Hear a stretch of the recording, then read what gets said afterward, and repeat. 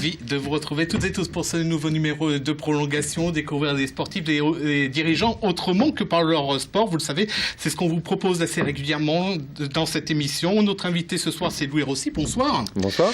Pilote Moto 2, évidemment à l'occasion du Grand Prix de France qui aura lieu sur le circuit Bugatti le week-end prochain. On va essayer durant une heure de vous découvrir, d'en savoir beaucoup plus sur vous. Alors déjà, est-ce que vous êtes prêt à tout nous dire? Moi, je suis prêt sur l'honneur à tout raconter sans problème, il n'y a pas de souci. Alors, on va commencer tout simplement avec votre parcours. Louis Rossi est né le 23 juin 1989 au Mans. Bien que baigné dans le monde équestre avec un père propriétaire du Bull Ring Jump devenu aujourd'hui pôle européen du cheval, c'est vers la moto que s'oriente Louis dès l'âge de 10 ans. En 2005, âgé de 16 ans, il effectue sa première année de compétition et termine 9e du championnat de France Honda Junior Cup 125. 2 ans plus tard, Louis remporte le challenge de l'avenir, il intègre l'équipe de France et finira 3e à Donington lors des finales du championnat d'Angleterre. En 2010, il marque ses tout premiers points au championnat du monde 125 cm3 lors du Grand Prix de République tchèque. 2012 est une année charnière, premier pilote officiel du Racing Team Germany, il est engagé en Moto 3 et monte pour la première fois sur la plus haute marche du podium devant son public lors du Grand Prix de France. Une victoire qui lui permet d'évoluer depuis 2 saisons en Moto 2. Après une année passée chez Tech 3, il est désormais au sein du team SAG. Voilà, une petite réaction. On a retracé en quelques secondes. Hein. Ouais, enfin, vous avez surtout trouvé des bonnes photos sorties de loin. Enfant, vous étiez plutôt studieux ou êtes dissipé? Non, alors à l'école, j'étais... c'est un mélange, quoi. J'aimais bien l'école, mais en même temps, j'aimais bien l'école parce que c'était un bon endroit pour préparer plein de bêtises. Donc à la fois, ça se passait bien, mais j'étais aussi prêt à tout avec mes petits camarades. Un bac ES économique, donc. C'était au départ pour quel métier, quelle formation? Moi, j'aurais bien aimé faire du droit. Si j'avais poursuivi mes études, c'est du droit que j'aurais fait parce que c'est un métier qui m'intéresse. Enfin, après, évidemment, plutôt avocat. Donc ça, c'est quelque chose qui m'intéressait. Après, je peux pas nier aussi que tout le côté entreprise, entrepreneur, c'est aussi un milieu que j'aime bien et qui m'intéresse. Donc du coup, voilà, du droit parce que je pense que c'est quand même quelque chose qui ouvre beaucoup de portes. Et qui vous sert dans la vie de tous les jours, cette partie communication économique, on en parlera dans la dernière partie de l'émission pour la gestion justement d'une saison au niveau financier. Ah, c'est sûr qu'aujourd'hui, être pilote, c'est finalement pas que être pilote, ou en tout cas pour mon cas et pour le cas de pas mal d'autres. Donc ça veut dire qu'il faut savoir allier plusieurs compétences, dont la communication, dont la gestion d'un portefeuille, la préparation sportive évidemment. Voilà, c'est beaucoup de compétences. À quel âge la passion de la moto a commencé ? Alors j'ai vraiment commencé à aimer la moto à partir de 14 ans parce que j'ai repris la moto, enfin en tout cas j'ai pris la moto pour aller au lycée par la route avec mes petits camarades. Évidemment on n'a pas pu s'empêcher de faire la course, donc évidemment c'est quelque chose qu'il ne faut pas faire, c'est pas bien. Mais en tout cas c'est ça qui m'a donné vraiment l'envie, donc les magazines et puis l'envie de poser le genou par terre. Et puis à 15 ans après avoir travaillé avec mon père au boulerie pour gagner un petit peu de sous, démarcher quelques partenaires, les premiers tours de roue sur circuit. Qu'est-ce qui vous a plu dans ce domaine de la moto? On va rester général pour l'instant. Disons que dans un premier temps, c'était vraiment le côté course avec les copains qui m'intéressait, qui me branchait. Et finalement, dans la moto, j'ai découvert direct, après quelques tours sur circuit, qu'il y avait vraiment un aspect technique qui était très présent, un côté recherche qui me plaisait beaucoup. Et j'ai eu la chance de graver les échelons très rapidement et du coup de rentrer de plus en plus dans un domaine technique qui m'intéressait énormément. Ça a été le seul sport que vous avez vraiment pratiqué, hormis bien sûr l'équitation, on a compris que vous avez baigné dedans. Non, alors que j'ai pratiqué quand j'étais enfant, j'en ai fait beaucoup. Alors je sais pas là où si vraiment vous voulez en venir quelque part. Non, nulle part, je vous rassure. Mais bon, je me suis engagé à tout dire. Alors quand j'étais plus petit, j'ai fait de la danse classique.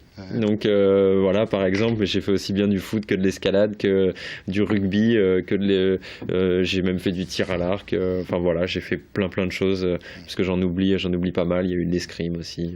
Et donc l'équitation, depuis tout petit, forcément avec un papa qui tient les Bull Ring Jump, maintenant qu'on appelle pôle européen du cheval, à Ivry-l'Évêque. On se met en selle tout de suite, hein. C'est une autre selle finalement. Alors l'équitation, c'est vrai que c'est quelque chose que j'ai pratiqué quand j'étais plus jeune. J'ai arrêté pendant très longtemps, c'est-à-dire que quand j'ai eu 13 ans, vraiment c'est quelque chose, l'équitation, je voulais en faire mon métier pendant un petit moment, et puis après je me suis dit que finalement c'était peut-être pas ça qui m'intéressait au plus haut. Donc j'ai complètement arrêté, et là j'ai repris cet hiver parce que voilà, maintenant j'habite tout près des écuries, ça commençait à me démanger fortement, on va dire, et voilà, l'envie de m'y remettre, et du coup les concours par-dessus et tout ça. Donc non, je vis ma passion maintenant par pure envie. En 2003, vous avez été lauréat du concours Jeunes Industries de l'Aisne. L'Aisne qui est votre deuxième département. C'était quoi ce concours? Alors en fait, ce concours, il consistait à aller visiter une entreprise, de constituer un dossier sur ce que faisait l'entreprise. Donc c'était pas quelque chose de très compliqué, mais j'étais jeune, donc évidemment, on pouvait pas nous demander non plus de rentrer dans des domaines très très compliqués. Mais au final, on a sorti un dossier qui était assez bien construit, et du coup, on a gagné je me rappelle, c'était un voyage à Disneyland ou quelque chose comme ça. Et j'habitais juste à côté en plus du collège d'où on était censé partir, et je me suis pas réveillé. Donc je suis pas allé au voyage avec les autres. Ça, c'est dommage. Franchement. Et puis en 2007, pour revenir à la compétition à la moto, vous êtes en forme ascendante au niveau des résultats, au niveau du mental, et malheureusement, il y a une chute qui a risqué de tout stopper. Alors, en Italie, il me semble, l'Estoril. C'est ça, c'est en Italie avec l'équipe de France, je me suis cassé la jambe. Donc c'est vrai que ça a mis un petit arrêt à ma saison 2007 un petit peu plus tôt que prévu, parce qu'il restait encore 2 ou 3 courses à faire derrière. Maintenant, heureusement, j'avais déjà fait mon premier Grand Prix au Portugal quelques semaines avant. Donc du coup, j'ai quand même pu prouver que j'avais un potentiel. Et puis ma saison s'est arrêtée comme ça. Mais finalement, à mon arrivée à l'hôpital, avec ma jambe cassée, j'ai aussi reçu mon contrat pour l'année 2008 en Grand Prix, donc c'était un bon lot de consolation quand même. Allez, on continuera d'en savoir beaucoup plus sur vous dans un instant. On va survoler tout d'abord à présent les résultats sportifs de ce week-end. On va commencer avec le football. On disputait la 24e journée de CFA 2. Sablé s'est assez facilement imposé samedi face à l'équipe d'Hérouville 4-2. Résumé sur des images d'Amoun Chapsodine. Face à Hérouville, l'équipe qui lutte pour son maintien, les Saboliens ont très vite fait preuve d'offensive. Les hommes d'Olivier Pignolet ne vont pas avoir trop à patienter pour ouvrir la marque. À la 17e minute de jeu, Aurélien Tertereau reprend parfaitement le centre d'Alexandre Clément, 1-0 pour Sablé. À peine 4 minutes plus tard, corner d'Arnaud Billot, Romain Dupont reprend la tête et double la mise. Les Saboliens ont la maîtrise parfaite du jeu et vont infliger un 3e but à leurs adversaires à la 31e minute. À la finition, Alexandre Clément. Bien que malmené depuis le début de la rencontre, Hérouville ne baisse pas les bras pour autant. Arthur Chazelle, bien que vigilant dans ses cages et auteur d'une belle parade à la 38e minute de jeu, doit s'incliner à la 42e. Sablé regagne les vestiaires avec 2 buts d'avance, 3-1. Les Saboliens parviennent à inscrire leur 4e but de la soirée à l'heure de jeu, suite à une belle contre-attaque. Clément parachève le travail et signe un doublé. Les Normands n'abdiquent toujours pas et livrent un dernier quart d'heure intense. La défense sabolienne est mise à rude épreuve. À la 77e minute, Hérouville obtient gain de cause, un but contesté par les Saboliens pour une position de hors-jeu. Les Saboliens s'imposent au final 4-2. Je suis content parce que par la prestation, la manière, surtout sur cette première mi-temps encore, on a attaqué comme il le fallait. C'est vrai que c'est plaisant déjà à forcément retrouver mon équipe. Et puis effectivement, c'est les deux matchs qui vont rester maintenant, qui vont être assez palpitants. Et puis c'est le plaisir de les voir, le public, etc. Il y a des buts. Je suis content. On pense quand même encore que la 2e place est possible. On joue, on va essayer de les gagner et on verra bien. Sans forcément se prendre trop la tête non plus, parce que c'est une fin de saison qui a été quand même, une saison qui a été pleine. Là, forcément, on a faim, on est gourmand et si ça pouvait se passer, mais avant, ça va être sur le terrain qu'il faut faire les choses. Et encore une fois, c'est place au jeu. Je suis content de retrouver un équilibre. Cette victoire permet à Sablé de remonter à la 3e place de la poule avec 7 points de retard sur le leader Lorient et seulement 2 sur Dinan-Léon. On va passer à la division honneur avec une rencontre au sommet entre le Mans SC et Musson-Télocher. Et finalement, ce sont les Monceaux qui se sont imposés 3-0. Il ne fallait pas arriver en retard ce dimanche au Clos Fleury pour assister à cette rencontre entre le Mans SC et Musson-Télocher et voir le premier but de la partie.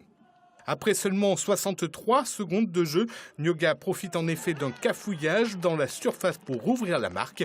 1-0 pour le Mans FC. Les hommes de Stéphane Guédé sont même à 2 doigts de doubler la mise dans la minute qui suit. Il faut attendre la 19e minute de jeu pour que Musson-Télocher se crée sa première occasion sur coup franc, mais pas de quoi réellement inquiéter Thibaut Ferrand. Aidés par leur vitesse de jeu, les Monceaux parviennent à doubler la mise à la 31e minute. But inscrit par Boudzoumou.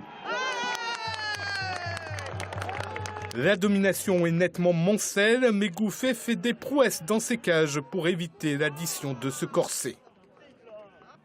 Dès l'entame de la deuxième période, le Mans FC poursuit sa mainmise sur la rencontre, mais sans toutefois parvenir à inscrire un troisième but. 55e minute de jeu, coup de théâtre, les Monceaux se retrouvent réduits à 10 suite à l'expulsion de Doumbia. Une infériorité numérique qui n'aura cependant pas trop de conséquences, puisqu'à l'abord du dernier quart d'heure, Bouhéni se présente seul face au portier mulsanais. Il triple la mise, 3-0 pour les Monceaux, ce sera le score final. On a lavé l'affront de la Coupe de France 3-0, le 0-0 là-bas. On s'est imposé chez nous 3-0. Je pense que sur l'ensemble du match, il n'y a pas photo. Notre entame du match, elle est terrible. Hein. 1 minute de jeu, 1-0. Après, on a les occasions pour vraiment plier le match avant la mi-temps. Je suis très très fier des joueurs. Ils ont répondu présent. On est forcément déçus, mais bon, c'est pas fini. Il reste des matchs, voilà quoi. On n'est pas abattus, hein. On va se relever et on va aller gagner après. Le Mans FC jouera de nouveau à domicile le week-end prochain. Ce sera face à la Suze. On va regarder à présent les autres résultats de cette journée de division honneur. Résultat ô combien important. La Flèche est allée s'imposer à Changé 1-0. Conéré s'est défait de Saint-Saturnin 2-0. Coulennes s'impose face à la Suze 2-1. Victoire de la Ferté-Bernard face au leader Bonchamp 1-0. Château-Gontier est allé l'emporter à Laval-Borny 2-0. Et Guesselard s'est imposé à Mayenne 2-1. Le classement, vous l'aurez compris, avec la défaite des deux co-leaders est complètement bouleversé. Et cela sourit donc aux Monceaux puisqu'ils prennent les rênes de la poule à égalité de points avec 3 autres équipes, Musson-Télocher, Conéré et Bonchamp. L'une de ces 4 équipes s'accédera donc dans 15 jours à la CFA2. Les 2 dernières journées seront prépondérantes. Donc, on va voir le programme concernant ces 4 équipes. Le week-end prochain, le Mans FC recevra la Suze. Choc des co-leaders entre Musson-Télocher et Conéré. Malheur donc là au vaincu. Et puis Bonchamp accueillera l'équipe de Mayenne. Et puis dans 15 jours, Conéré recevra le Mans FC. Bonchamp se rendra chez la Lanterne Rouge, équipe de Coulennes. Mulsanne se déplacera à Changé. Autant dire que malheureusement pour les Sartois, eh bien cette fin de championnat semble plutôt sourire à Bonchamp, aux Mayennais de Bonchamp, qui doivent affronter les 2 derniers de cette poule de division honneur. Les Monceaux n'ont en tout cas aucun choix à présent, si ce n'est de remporter leurs 2 matchs. Et quand on se rappelle que fin octobre, il y a 6 mois et demi tout juste, ils accusaient 20 points de retard sur le leader de l'époque, c'était Musson-Télocher justement. Eh bien on se dit que les hommes de Stéphane Guédé ont réalisé une saison incroyable et exceptionnelle. L'entraîneur Monceau est en tout cas de plus en plus confiant. On l'écoute. Il y avait 2 objectifs à atteindre quand j'ai repris l'équipe. C'était constituer un groupe, un groupe de personnes qui avaient envie de vivre ensemble. Ça, c'est déjà fait. Et puis accessoirement, une montée en CFA2. On n'en a jamais été aussi proche. Allez, il reste 2 matchs. Ah oui, je crois que le foot, c'est pas trop votre truc. Hein. Non, moi, c'est pas mon truc. Après, chacun ses passions, mais moi, j'aime pas trop ça. C'est à cause de quoi? Est-ce que c'est par rapport aux sommes pharaoniques que ont les footballeurs ou les affaires de ces dernières années? Non, c'est plutôt une question de mentalité dans le sport que je partage pas. Maintenant, c'est un peu, je vais pas mettre tout le monde dans le même sac, mais disons que c'est vrai que moi, c'est des valeurs qui sont pas forcément les miennes, et il y a beaucoup d'autres sports qui m'intéressent plus que le football. Le basket notamment. Mais on en parlera dans un instant avec le début des playoffs, ce sera ce mardi. On reviendra également sur la belle victoire des Cheminotes en hand, et on parlera karting. On continuera également d'en savoir beaucoup plus sur vous. On marque une courte pause et on revient.